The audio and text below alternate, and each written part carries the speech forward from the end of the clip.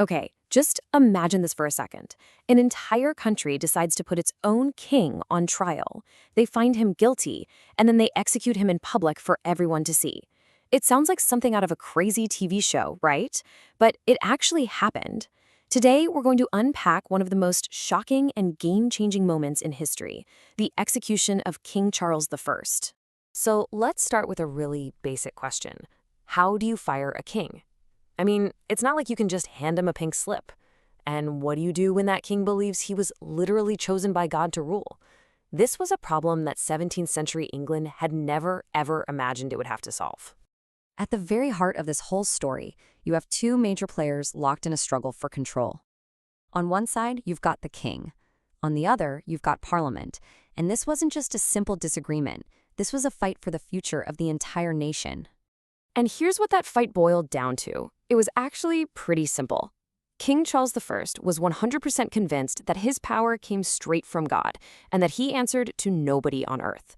But Parliament argued, hang on a minute, we represent the people, so we should be the ones controlling the money and making the laws. You can just see how these two views were on a total collision course. Now, to really get what was going on in Charles's head, you have to understand this one key idea, the divine right of kings. For him, this wasn't just a political belief. It was a fundamental truth of the universe. He was God's man on earth. So when Parliament challenged him, in his mind, they weren't just challenging him, they were challenging God. And for Charles, there was absolutely no backing down from that. Well, you can guess what happened next. All these arguments spilled out of the meeting rooms and exploded into a full-blown, brutal civil war. The country was literally torn in two. You were either a royalist fighting for the king or a parliamentarian fighting for Parliament. It was a terrible conflict, but after years of fighting, the parliamentarians came out on top. And in 1648, they did the unthinkable. They actually captured the king. Capturing a king was already a huge deal. But what Parliament decided to do next was on another level entirely. They were going to put their own monarch on trial for his life. Nothing like this had ever been done before, and the news sent shockwaves all across Europe. So how do you even begin to put a king on trial? Well, you can't use a normal court, so they invented a brand new one just for this. They called it the High Court of Justice, and they appointed 135 commissioners to be the judge and jury. It was a massive legal machine built for one single, extraordinary purpose. And what was the charge? High treason. Now this is where it gets really interesting. Usually, treason is a crime you commit against the king. But Parliament flipped that idea completely on its head.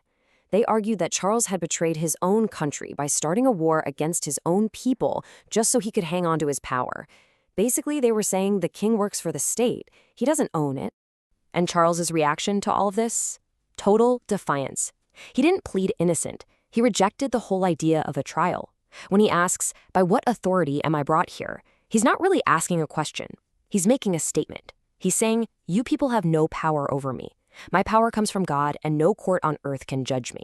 Charles wouldn't budge. He refused to plead guilty or not guilty, because in his mind, either one would be admitting that the court had a right to judge him. So the court made a pretty ruthless legal move. They just said, fine, if you won't enter a plea, we'll take your silence as a confession. By refusing to even play their game, Charles had already lost. Okay, so with the trial over, everything started moving incredibly fast. There was no going back now. The verdict was in, and the king's final days were officially numbered. Just look at this timeline. The end came so quickly. On January 27th, the verdict was read. Guilty. He was officially called a tyrant, a traitor, and a murderer. On that exact same day, they handed down the sentence. Death by beheading. And the date was set for just 3 days later, on January 30th. It was a swift, brutal, and final decision. In those last few hours, we kind of get a glimpse of Charles the person, not just Charles the king. He had a heartbreaking final visit with his two youngest kids. He spent most of the night praying, and he made a very specific, very human request. He asked to wear 2 shirts. Why? Because it was a bitterly cold January morning, and he was worried he might shiver. He didn't want the crowd to see that and think he was shaking from fear. He was determined to face his end with courage. And that brings us to the day itself, January 30th, 1649, the day that England was about to do something no one ever thought possible. The location they chose was packed with symbolism. A huge wooden stage, a scaffold, was built right outside the banqueting house at Whitehall. This was a stunning palace where Charles had hosted some of the most lavish royal parties you can imagine. The very symbol of his power and wealth was now going to be the stage for his public execution. Talk about sending a message. Standing on that scaffold, Charles gave one last speech. He insisted to the very end that he was innocent. He basically said that he wasn't a traitor, but a martyr for the people, dying to protect what he believed were the true laws and liberties of England. He was trying to control the story, even in his final moments. And then came the end. It all happened in a few chilling, deliberate steps.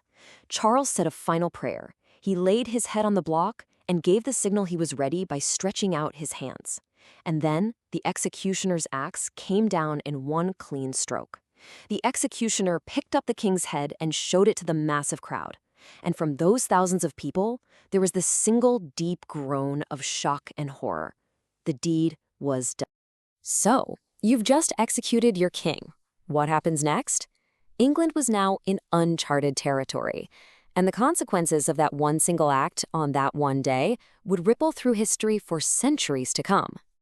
The immediate result was absolutely revolutionary.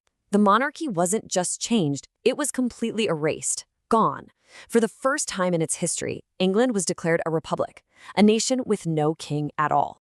This experiment in being a kingless country, which they called the Commonwealth, lasted for about 11 years, mostly under the military leader Oliver Cromwell. But it turned out that ruling without a king was complicated, and eventually people got tired of it. So in 1660, they decided to bring the monarchy back. And guess who they invited to be the new king? The executed king's son, who became King Charles II. But here's the crucial part. Even though they brought the monarchy back, the world had changed. The execution of Charles I proved a massive point. A ruler could be held accountable by the people they rule. The genie was out of the bottle. Never again would a king or queen in England have absolute, unquestioned power. It was a huge step towards the idea we have today that all leaders have to follow the law. And that really leaves us with a huge question. One that's just as important today as it was almost 400 years ago. Should any leader, anywhere, ever be considered above the law? The execution of King Charles was England's bloody and dramatic answer, and it was an answer that truly changed the world.